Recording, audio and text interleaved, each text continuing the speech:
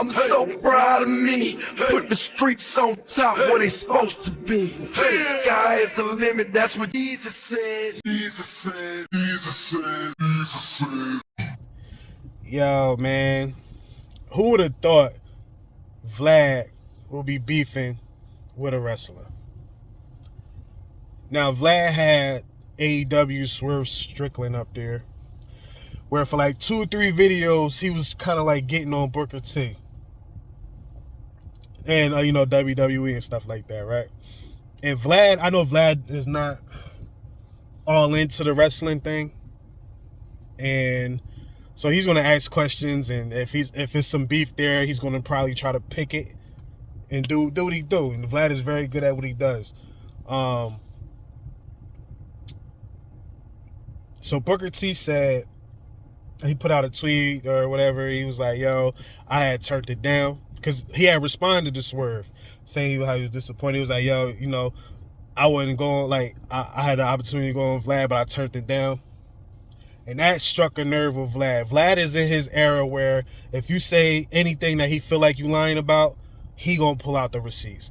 He gonna wild out. Me personally, I don't think it's cool to do that if you're trying to do business with people. Because what he ended up doing, he ended up releasing the text messages.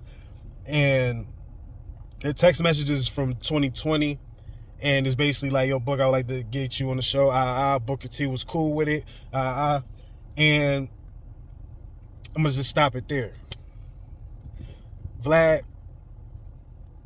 you may not get any WWE legends on your platform because of this. You gotta kind of chill out with how you do things, man, because you might be affecting other businesses. I mean, other opportunities. Now, I know you probably don't care because you're successful now, but what my man say, man? I forgot his name. It was like, the same people you see going up will be the same people you see when you going down.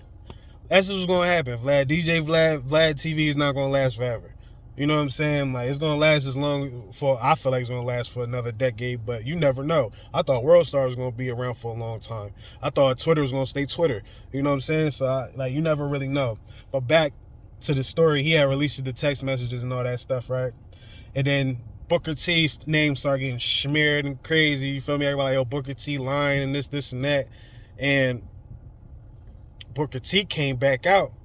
He was like, yo, here's the other text messages that he didn't put up. And in the middle of that, Vlad did admit that he was late. So it never happened. So it didn't happen, And the ones that Booker T put out, the text messages he put out, he said, if I'm lying, I'm dying. You feel me? That's what the caption said. But his response was basically ghosting Vlad, right? Because Vlad is texting him, like, yo, we can do this, we can do that. I still want you on the platform, this, that. And Booker T said, thanks, but no thanks. Vlad, you got to eat that. You were late. A lot of people don't like that rescheduling stuff, especially if they busy. Booker T is a busy guy. He's doing his show. He's doing other things at that time. You know what I mean? Because he was still doing the show. I think he was on ESPN Radio in probably like 2020 and 2021. I think he was still over there. But and then on top of that, I think he was still doing he was doing commentary at the time. Like, he was a busy guy. He moving around. So, like, in this bad practice, if you're gonna show up late, you might as well chalk that one up. You know what I'm saying? So when he put those out, the pendulum swift back to Booker T. But the people that naturally hate Booker T because of whatever, they were still riding. But I think this situation was crazy. Y'all let me know in the comments how y'all feel about Vlad just exposing text messages and all that, or just men in general exposing text messages. You feel me? Because I'm saying this is a trend that's really going on, and coming up, that was nothing we didn't do that. We just didn't do that, man. Easy said, stop acting out of emotion, because it could definitely fuck you up in the long run.